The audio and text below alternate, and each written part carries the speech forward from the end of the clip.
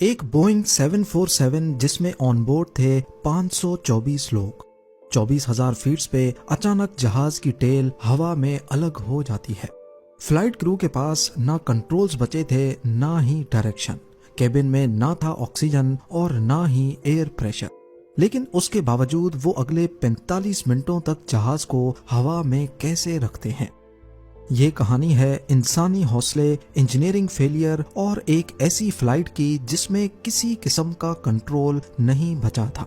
और वो फ्लाइट थी जापान एयर 123। नाजरीन, 12 अगस्त 1985 को जापान एयरलाइन का एक बोइंग 747 टोक्यो के हनीदा एयरपोर्ट पर खड़ा पैसेंजर्स को ऑफ बोर्ड कर रहा था।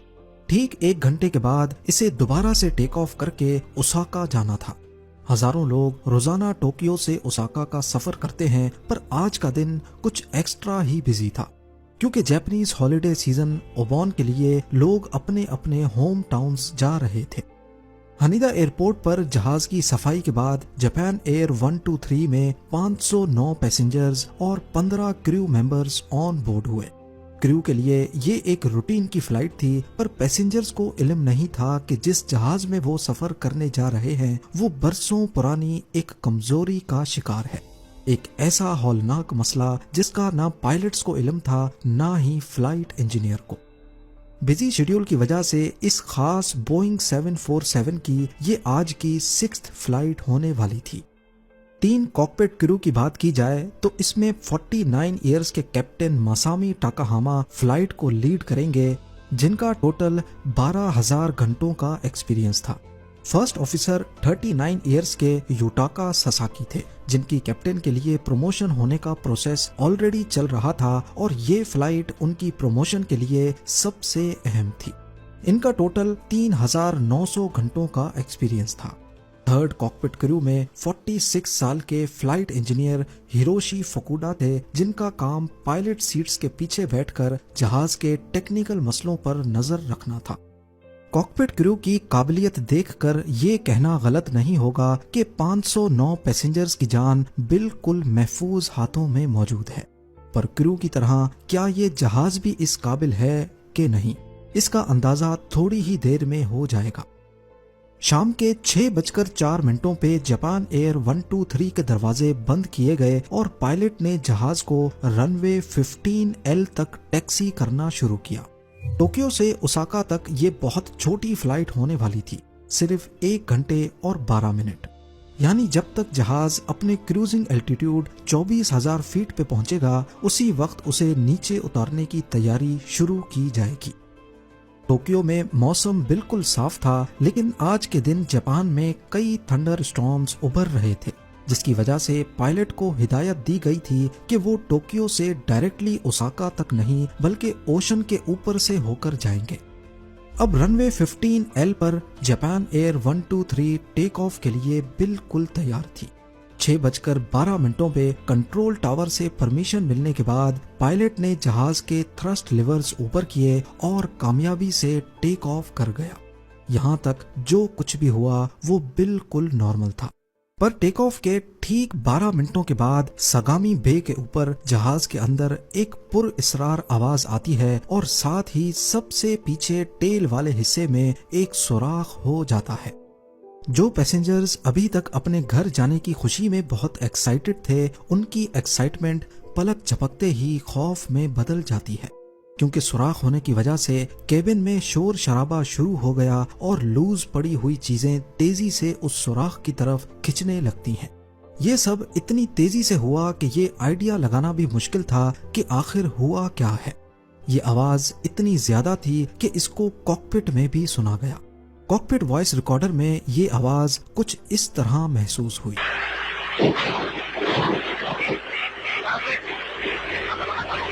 यहाँ पे ये जानना जरूरी है कि जैसे जैसे प्लेन एल्टीट्यूड पे जाता है तो बाहर की हवा पतली होने लगती है और ऑक्सीजन लेवल भी कम हो जाता है।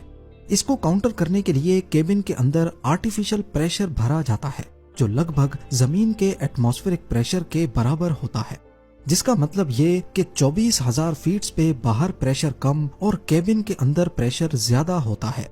और ये ज्यादा एयर प्रेशर केबिन की दीवारों पर लगातार अंदर से जोर लगा रहा होता है। प्लेन का केबिन पूरी तरह एयर टाइट रखा जाता है ताकि ये आर्टिफिशियल प्रेशर किसी भी तरह से लीक ना हो सके। पर अगर केबिन का कोई छोटा सा भी हिस्सा कमजोर होगा तो एयर प्रेशर उस जगह को फाड़कर एक सुराख पैदा कर सकता है, जिसकी वजह से केबिन का आर्टिफिशियल प्रेशर खत्म हो जाएगा और पैसेंजर्स की तबीयत बिगड़ सकती है। इसके अलावा ऑक्सीजन लेवल कम होने की वजह से सांस लेने में दुश्वारी भी हो सकती है।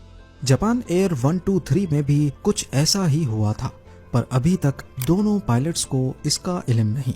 कॉकपिट वॉइस रिकॉर्डर में उनको आपस में बात करते सुना गया, जिसमें कभी उन्होंने लैंडिंग गियर दरवाजे के टूटने की बात की तो कभी उनको लगा कि शायद ये आवाज इंजन में से आई है।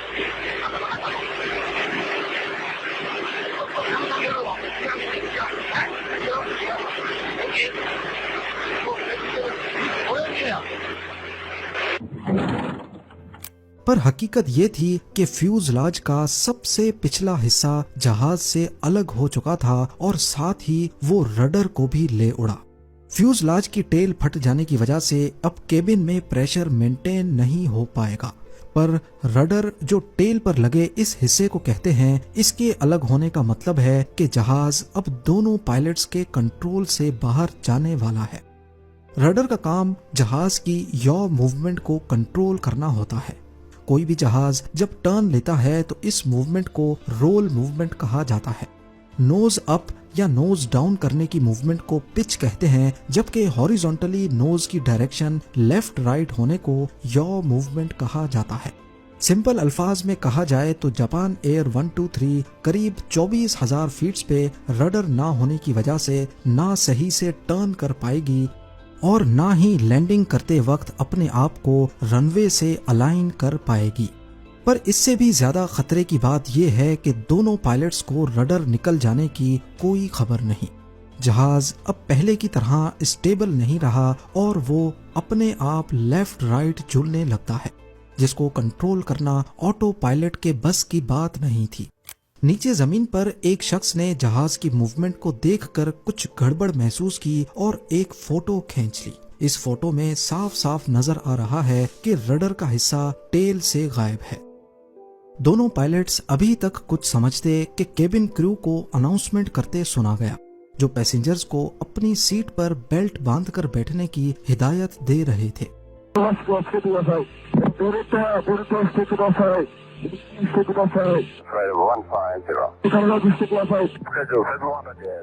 उधर कॉकपिट में मौजूद कैप्टन को मामला गड़बड़ लगा तो सबसे पहले उन्होंने ट्रांसपॉन्डर की फ्रीक्वेंसी 7703 पर रख दी, जो कि एक यूनिवर्सल डिस्ट्रेस सिग्नल है। यानी अब तमाम कंट्रोल टावर्स को पता चल जाएगा कि जापान एयर 123 इमरजेंसी सिचुएशन में है। कैप्टन ने फैसला किया कि जहाज को वापस टोक्यो में लैंड किया जाए, पर क्या प्लेन ऐसा करने के काबिल भी है या नहीं। सबसे पहले उन्होंने कंट्रोल टावर को इमरजेंसी सिचुएशन के बारे में बताया और वापस टोक्यो लैंडिंग की परमिशन मांगी। कंट्रोल टावर ने कैप्टन को 90 डिग्री टर्न लेकर टोक्यो में लैंड करने की परमिशन दे दी। फर्स्ट ऑफिसर जो कंट्रोल्स पर बैठे थे, उन्होंने प्लेन को राइट की तरफ मोड़ा, ठीक 40 डिग्रीज के एंगल में। पर दोनों पायलट्स ये देखकर मजीद खौफजदा हो गए कि प्लेन का एंगल 40 डिग्री से काफी ज्यादा था। इस मौके पर कैप्टन को चिल्लाकर फर्स्ट ऑफिसर को बोलते सुना गया कि बैंक एंगल कम करो। पर एंगल किसी सूरत कम नहीं हुआ। को पायलट ने बार बार कोशिश की, पर प्लेन उसके किसी भी इनपुट का जवाब नहीं दे रहा था। इतने में फ्लाइट इंजीनियर ने दोनों पायलट्स को बताया कि हाइड्रोलिक प्रेशर तेजी से कम हो रहा है और देखते ही देखते हाइड्रोलिक प्रेशर 0 पे आ गया। यही वो पॉइंट था जब कॉकपिट में मौजूद तीनों क्रू मेंबर्स को पता लग गया कि प्लेन अब उनके कंट्रोल से बाहर निकल चुका है। जिनको पता नहीं तो उनको बताते चलें कि प्लेन के जितने भी कंट्रोल्स होते हैं, जिसमें लेफ्ट राइट टर्न के लिए लगे एलरॉन्स, पिच के लिए एलिवेटर्स, स्पीड कम करने के लिए फ्लैप्स, इन सब को फ्लाइट के दौरान, खास तौर पर जब 1000 किलोमीटर पर आवर की विंड सामने से लग रही हो, हाथ से हिलाना नामुमकिन होता है। इसीलिए इनको हाइड्रोलिक प्रेशर की मदद से मूव किया जाता है। और जापान एयर 123 की जो टेल टूटी थी वो अपने साथ कुछ हाइड्रोलिक पाइप्स को भी फाड़ चुकी थी।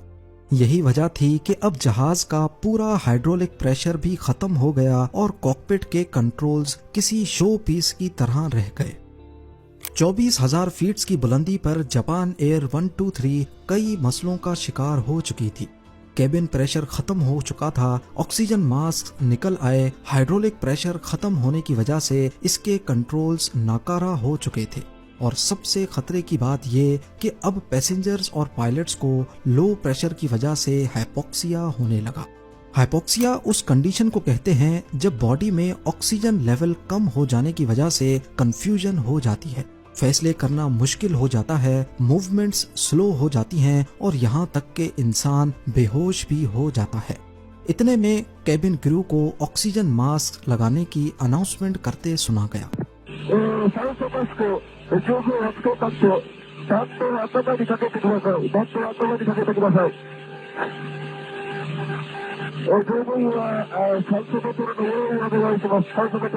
अब जापान एयर 123 बुरी तरह रोल मूवमेंट करके पैसेंजर्स को डरा रही थी। दोनों पायलट्स के पास अब सिर्फ एक ही चीज के कंट्रोल्स बचे थे और वो है इंजन के कंट्रोल्स। कैप्टन ने सिर्फ इंजन के कंट्रोल्स को इस्तेमाल करके प्लेन को रोल मूवमेंट से निकालने की कोशिश की। अगर जहाज को राइट टर्न करवाना है तो फिर लेफ्ट साइड के इंजन्स की पावर बढ़ानी होगी और अगर लेफ्ट टर्न कराना है तो राइट साइड के इंजन्स की पावर बढ़ानी होगी। इसी तरह रोल मूवमेंट में जब जहाज राइट की तरफ बैंक करेगा तो सिर्फ राइट इंजन्स की पावर एक खास वक्त तक बढ़ाकर उसे दोबारा सीधा किया जा सकता है। इसी तरीके को इस्तेमाल करते हुए पायलट्स ने जहाज की रोल मूवमेंट पर काफी हद तक काबू पा लिया।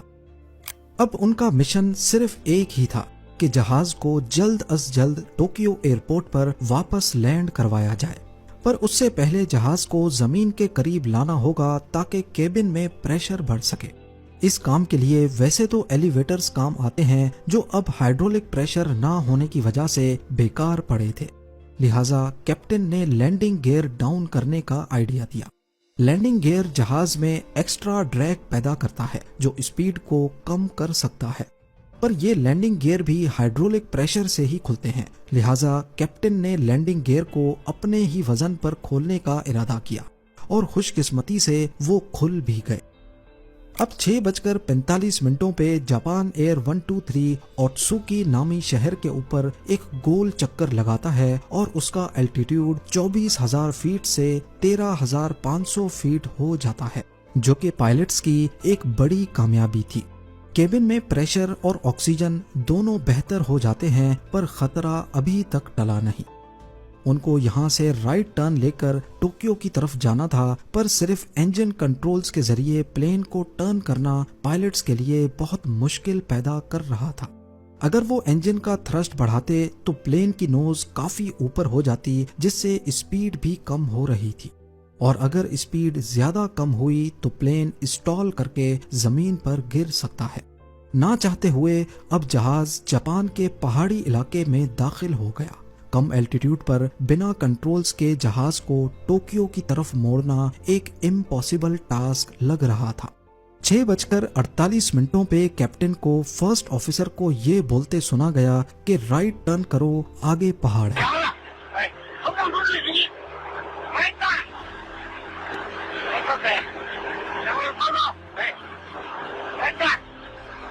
पर शायद सिर्फ इंजन कंट्रोल्स की मदद से इतने बारीक टर्न लेना पॉसिबल नहीं था। इस वक्त कॉकपिट में तरह तरह के अलार्म्स बजते हुए भी सुने गए। ना चाहते हुए भी जहाज टोक्यो से बहुत दूर माउंटेन रेंज के ऊपर सिर्फ 6,800 फीट पे आ चुका था। कुछ ही मिनटों के बाद 6:54 PM पे कैप्टन की बौखलाहट उसकी आवाज से अच्छी तरह जाहिर हो रही थी, और फिर फाइनली 2 मिनट के बाद कॉकपिट में कुछ इस तरह की आवाजें रिकॉर्ड हुई।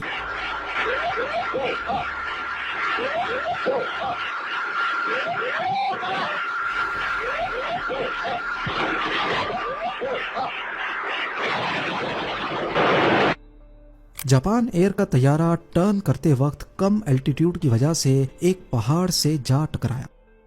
इस हादसे में सिर्फ 4 लोग जिंदा बच सके जो केबिन के सेंटर में लेफ्ट साइड पे बैठे थे।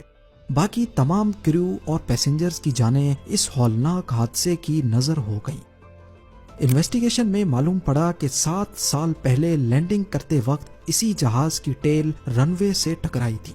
उसके बाद कई हफ्तों तक जहाज रिपेयरिंग के लिए ग्राउंड रहा और बोइंग के टेक्नीशियंस इस पर रिपेयरिंग का काम करते रहे। इन्वेस्टिगेशन में मालूम पड़ा कि टेक्नीशियंस ने टेल की स्प्लाइस प्लेट गलत तरीके से इंस्टॉल की थी। इन्वेस्टिगेटर्स ने कैलकुलेट करके बताया कि ये फॉल्टी रिपेयर कैबिन को सिर्फ 11,000 साइकिल्स तक प्रेशराइज कर सकती है, जबकि जापान एयर 123 इसी कंडीशन में 12,500 साइकिल्स मुकम्मल कर चुका था और इत्तेफाक से आज ही के दिन ये प्रेशर बर्दाश्त नहीं कर पाया। इस हादसे के बाद इन्वेस्टिगेटर्स ने 4 मुख्तलिफ पायलट्स को फ्लाइट सिमुलेटर में उसी सेम सूरत हाल से गुजारा, पर चारों पायलट्स ने प्लेन क्रैश कर दिया और कोई भी पायलट प्लेन को उतनी देर हवा में नहीं रख सका जितनी देर जापान एयर 123 हवा में रहा। ये काफी हैरानी की बात है क्योंकि सिमुलेटर में बैठे पायलट्स के पास 2 बहुत बड़े फायदे थे। एक तो उन्हें पहले से पता था कि मसला क्या है और दूसरा उनके जहन में ये सुकून था कि उनकी जान नहीं जाएगी। इन कंडीशंस को देखते हुए ये कहना गलत नहीं होगा कि जापान एयर 123 के दोनों पायलट्स ने आखिरी दम तक जहाज को कंट्रोल करने की बेहद कोशिश की और उसे 45 मिनटों तक हवा में ही रखा। उम्मीद है ज़ेम टीवी की ये वीडियो भी आप लोग भरपूर लाइक और शेयर करेंगे। आप लोगों के प्यार भरे कमेंट्स का बेहद शुक्रिया। मिलते हैं अगली शानदार वीडियो में।